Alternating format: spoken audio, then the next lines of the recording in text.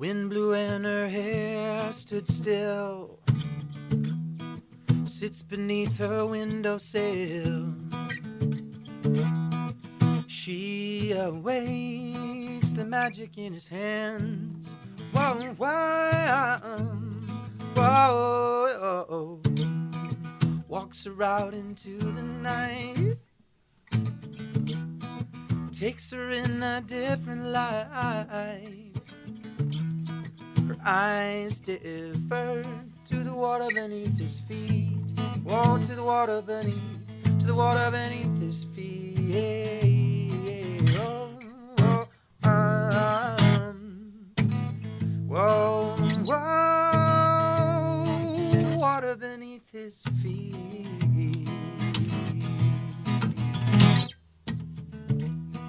A boy wakes up and runs outside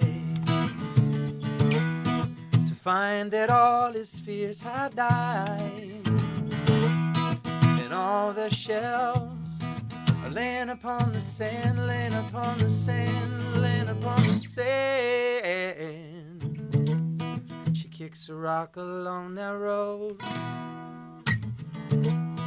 stood still while the story was told. Do you believe in me? He said, can you believe in me? Whoa, can you believe in me? Oh, yeah, you believe in me. Whoa, yeah, you believe in me. Whoa, whoa, the water beneath his feet. Whoa, whoa, water beneath his feet.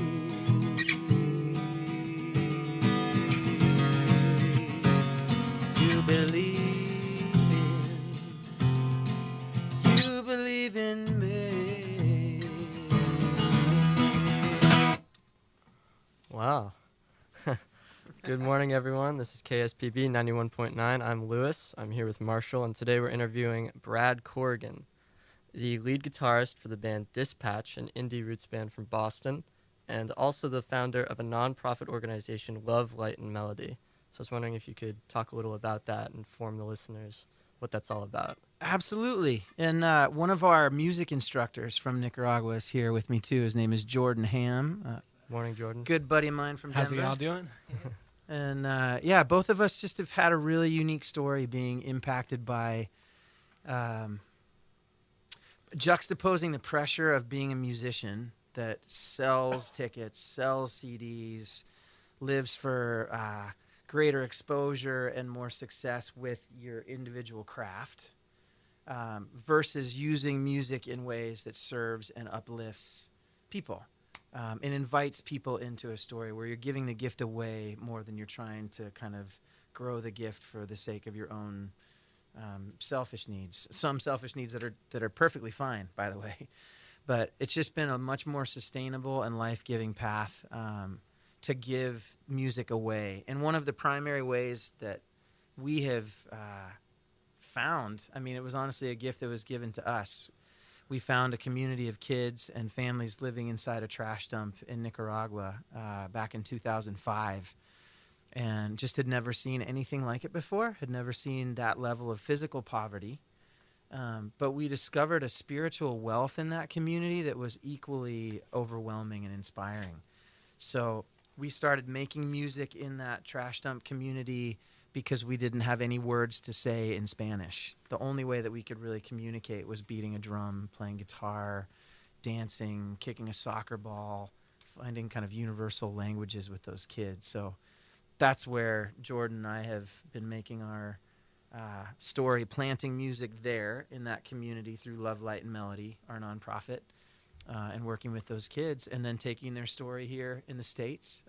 When we're playing typical traditional concerts, we get to invite those kids into the room and share their stories with the audience. Yeah, that's very moving. how would you say your transition from doing benefits as a rock star have changed as doing benefits as, you? Well, there's nothing wrong with doing a benefit for a cause that you don't know a whole lot about, but you've learned either through doing a little bit of research or it's a friend of a friend that's told you about it. That's certainly impactful, but it's kind of beyond words to describe what it feels like when you are looking at the quote cause that you're raising money for and awareness for, and you see them as your own family. Yeah. I mean, what would you not do for your own family? So as soon as those kids became names and became friends and became like your family, and they welcome us and they take care of us in ways that we need, and then we're there to, hopefully encourage them and inspire them.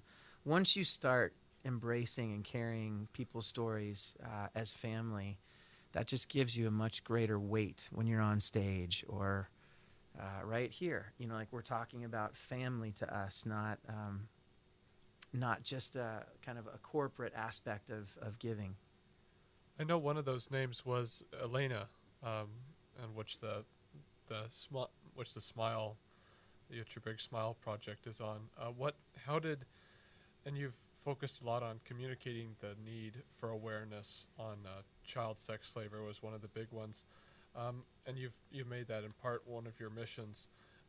That's really why I wanted to interview you on that, because it's such an important issue. That said, why do you think why do you think it's not so widely spread and so widely known, and so why do you think it's one of those issues that people rarely address? Well, the idea of child vulnerability and the idea of sexual slavery, prostitution, abuse, those aren't words that people want to lean into. I don't want to lean into that. I typically associate those words with like a 30-second clip on TV that's going to make me feel bad, or someone who's going to tell me a story that doesn't have much of a hopeful aspect to it. But when we met Ileana, this little girl had so much light in her smile and so much like courage and magic in her laughter. Just like there was a charismatic light in her and around her that just drew everybody to her.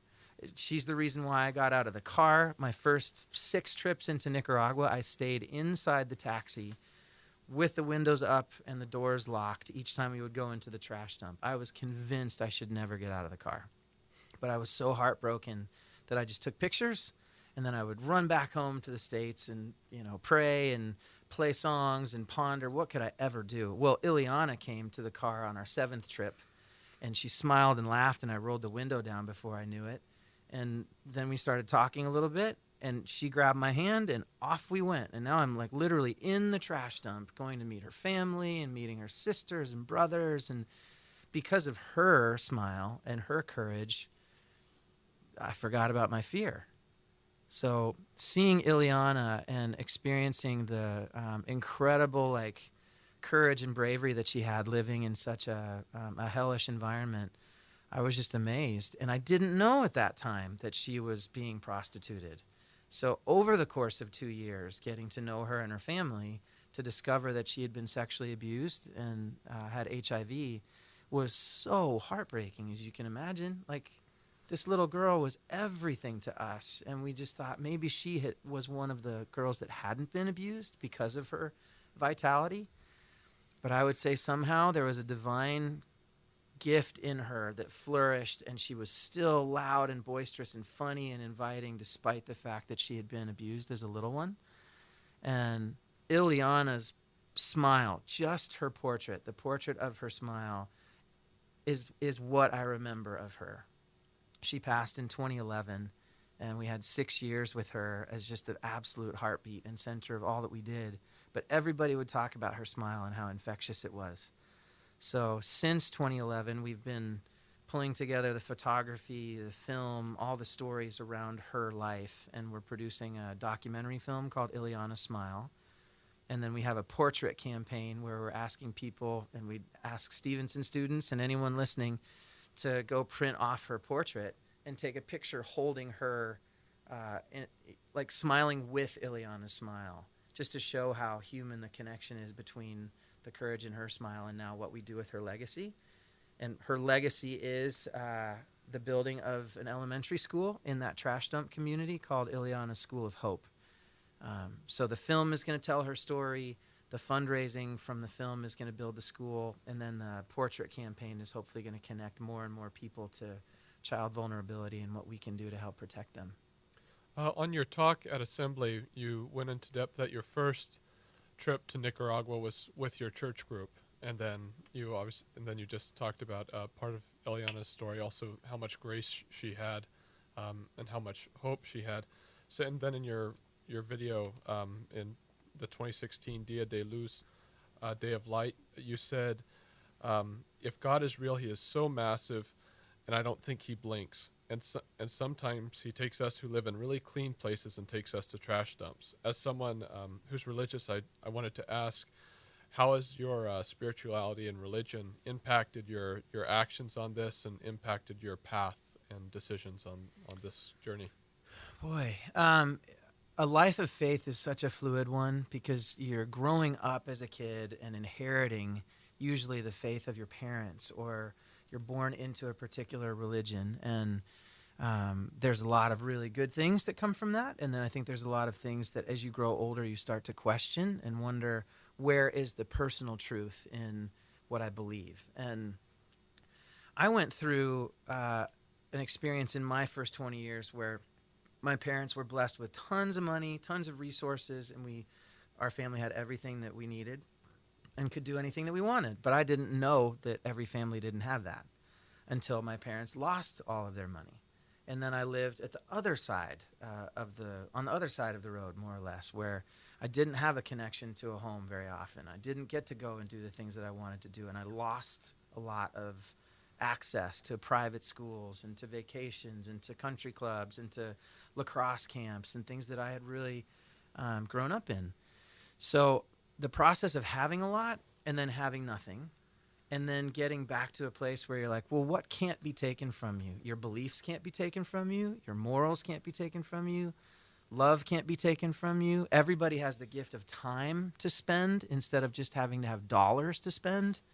The gift of time spent with people is really where I found the greatest connection. So all the while I'm saying, all right, God, if you're real, I need to know that you are beyond everything of this, like how many dollars I have in my bank account, or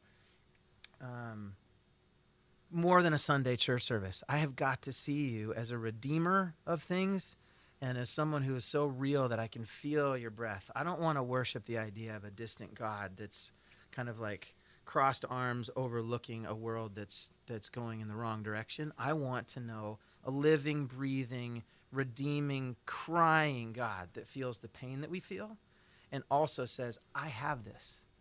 I have enough for this. Will you just love the one that I put in front of you? Will you believe that I can redeem even the death of Ileana? Will you believe that I can use her legacy to bring lots of other kids to life because of the tragedy of this particular girl? And man, I haven't always been able to say yes to that belief. I was so upset going, God, how could you? How could you? How could you? And after a lot of my emotional tantrums and journaling and writing songs, there was just this quiet where I was like, you see it all. You see the pain and you see the beauty. You see the journey from the beginning and from the end. You redeem. So it's still faith. It's something I can't see and I can't touch, but I will tell you the love that I've received in trying to walk out the faith that I have, particularly in following Jesus in the way that he lived for the poor. Jesus had an amazing life living for and with the poor and the ones who were, quote, living outside the city gate. What that meant back in the day is they lived in the trash. You threw your trash outside the city gate. So the more I realized, like, wow, I bet if Jesus was alive right now, he'd be cruising through this trash dump with these kids. Like, it started to feel really real to me how beautiful God's redemptive love can be in the face of really scary, broken stuff. And then that started to even heal my own broken stuff. So, and then the power of faith through taking action, which you've taken so much action on this cause. You went into a place that was uncomfortable, very similar to those biblical figures have. They took action. They didn't just speak. So that was a big difference that I really thought was really beautiful with your cause. You didn't just stay in the United States. You went in person. You've been in person with this. You've met these people. It's really incredible. Well, thank you. I think Jordan and I have just seen we've seen Jesus' footsteps literally leading us into that place. And every time it's gotten scary, we've gotten to do something crazy. We've decided to throw lacrosse balls in the trash dump. We've decided to build a stage and play music and face paint and fly kites. And we really felt like God saying, be kids. Don't be adults right now and take on the weight of the world. Be like little kids. They don't see their environment. They just see other people to play with. And in that spirit, we've seen God do so much in that particular community. I wanted to ask Jordan to share a little bit about what he's experienced in teaching please. music in Nicaragua, because he brings a unique perspective in that too. Yeah, so I've been living in Nicaragua for the last 2 years or so, teaching music, and I first felt called to do that on a Day of Light trip where I went with Brad and to build the stage in the trash dump and put on a concert. And the dream was just coming on. I felt called to be there, but then also seeing let's get the kids up on stage with us and see them playing. And living down there, I'm talking about. I'd known Brad's story before then, and I had aspirations to want to be a musician.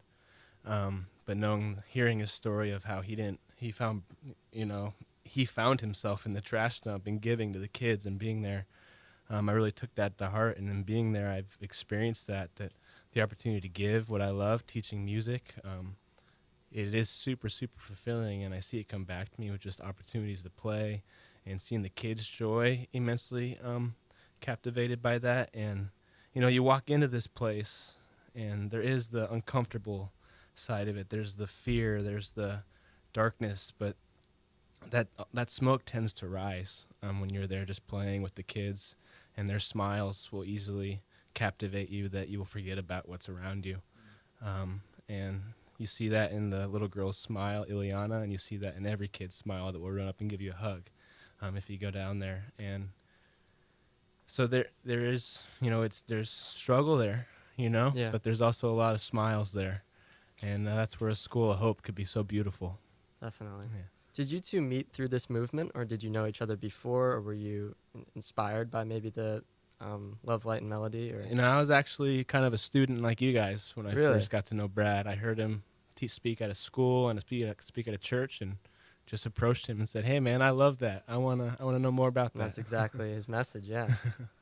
Now, Brad, before 2005, when you were, thinking about all this, was this like an idea in your head? Was this a goal of yours, or was this sort of a spark you got once you opened your guitar in Nicaragua? Oh, man, that's a good question, because a lot of people talk about giving back. Like, oh, you must have been in a place where your life was pretty good, so you decided to take some time to give back. It was completely the opposite. Mm-hmm. I was so crushed and so heartbroken. Like, my band had essentially dissolved. Dispatch went on hiatus. I had no clue who I was. It was probably the most empty that I'd ever felt in my life. And I said yes to a church mission trip.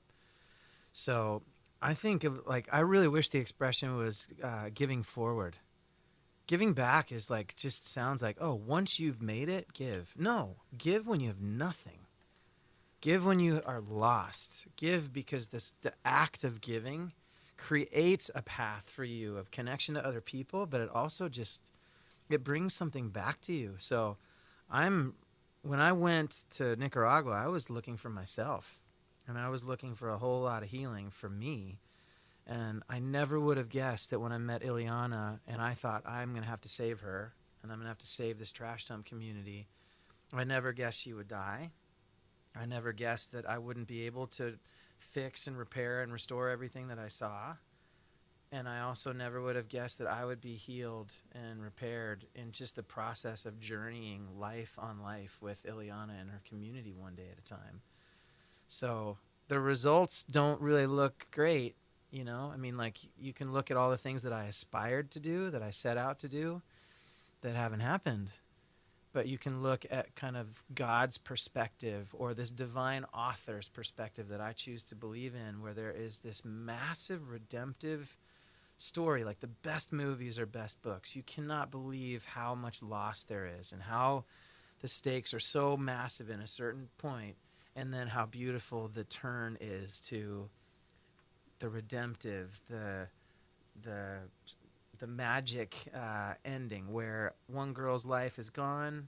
Oh my gosh, 400 kids get to go to school to have their lives transformed because of the sacrifice of her life. Like, that's the story that we really believe in. That's very inspiring. Thank you. So we're in a culture here in the United States. We have the most incredible affluence imaginable, especially here in Pebble Beach at a wonderful private school. Yet we still in the United States have some of the highest rates of depression worldwide. Yet in these places, which are, as you described, as hellish, that have no resources, yet these people are so incredibly resourceful.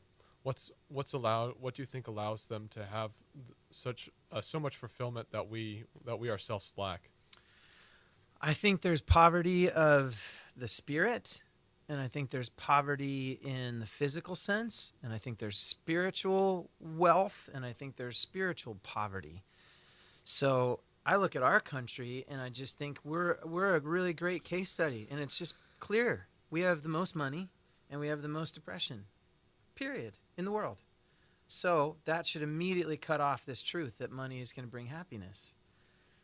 If you look at people who are the most generous, whether they're gajillionaires or they have no money, generosity is a heart posture. And I know people who have tons of money who are so generous that they are wildly flourishing. Spiritually, they're wealthy. Physically, they're wealthy. But it's flowing out. It's not about them. But for every one person that has enormous affluence, I can think of, I would imagine there's 99 that honestly, if you really got into a place of trust with them, they would say, I don't know what this is for.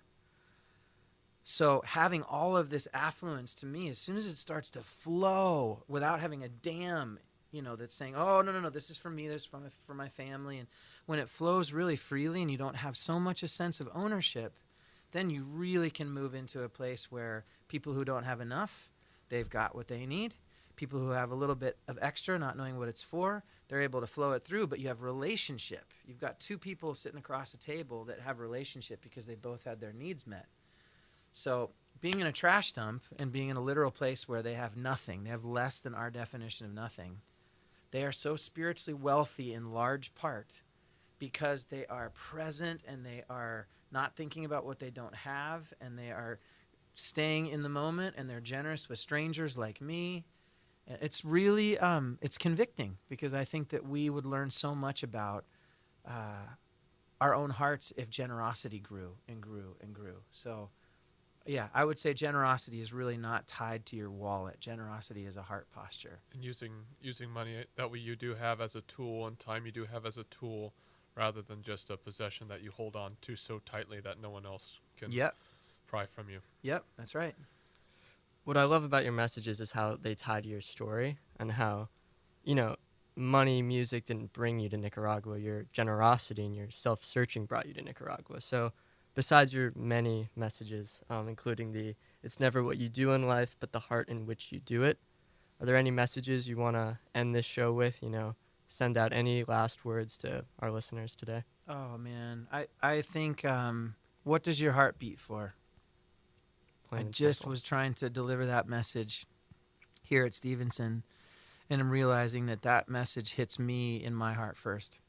As I'm saying that, like, I imagine that I'm a lightning rod, and that there's a divine message that's hitting me and moving out into a space, but it's for me first.